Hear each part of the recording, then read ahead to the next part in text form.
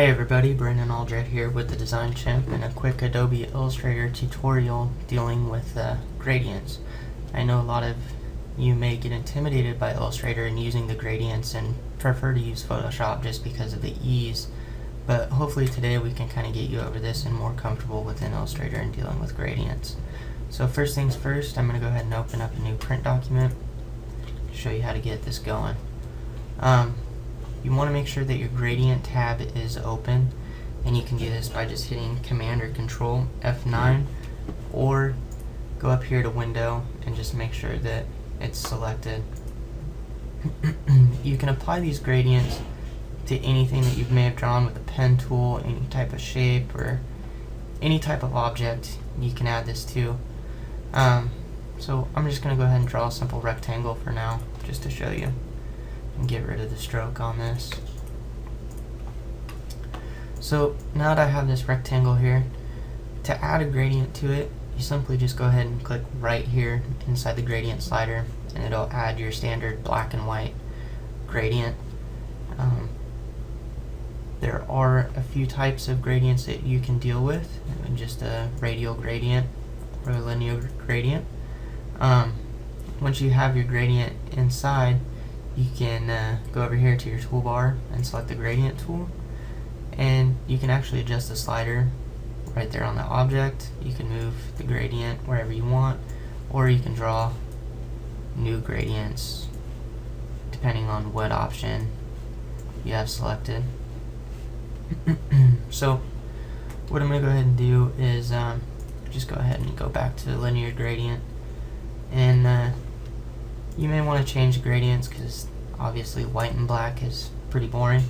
So to adjust the colors, you have these tabs below the gradient slider, and you can double click on them, and it may come up and look like this, which doesn't have much color. But if you select the option button over here, you can select RGB or CMYK, and you have the color mixer in the bar below. Or if you have your swatches, you can click on this right here and they'll show up in here, and you can select whatever color. The other way too is if you're dealing with your swatch palette that's already open, you can just click and drag whatever color into that gradient, and it'll add it to that tab. Now say I wanted this to fade from a pink to a purple and then back to white. You can add more tabs by just going right under the gradient slider and clicking, and you can see that it adds that tab, and then I can add purple to it and make it fade wherever I want to go. And if you accidentally add too many of these tabs and you want to get rid of them, they're really easy. You just click on it and drag down. So now that you have this gradient made, you can actually make parts of it transparent, or just the end of it transparent if you only wanted to deal with a single gradient. And I'm going to go ahead and draw a solid rectangle behind this so you can see that it actually works. And I'll make it orange. And I'm going to send it to the back here. So I have this gradient, no transparencies. If you click on this tab right here below the slider, you can see that it has this opacity setting, and you can click and drag it down, and it changes the gradient. Now it doesn't always work because you can see that this white to the purple fade, you can kind of see the hint of the purple in there. So if I wanted to get rid of it, I just go here and change that to white, and you can see that it's a white on white fade to transparent. So you can apply this if you only had one color in your gradient, like this. The other cool thing about the gradients within Illustrator is that you can treat it a lot like Photoshop, where you have the blending modes. If you make sure that you have this transparency tab over here open, you can click on this little down arrow, and you have the same options that you would within Photoshop. So as you can see, the overlay and the different options will change the settings on that gradient. So now that we have that, you can actually deal with gradients and solid images if you have a JPEG or a GIF that you want to throw in here. I have one, so let me go ahead and place. It's a picture of a beach. Let me zoom out here and resize this for you. So now, if I wanted the sand to show up in the picture, but I wanted the sky to fade out to my background or whatever, all I would have to do is draw a rectangle over this, and I'm going to go back over here to my gradient slider and apply a gradient.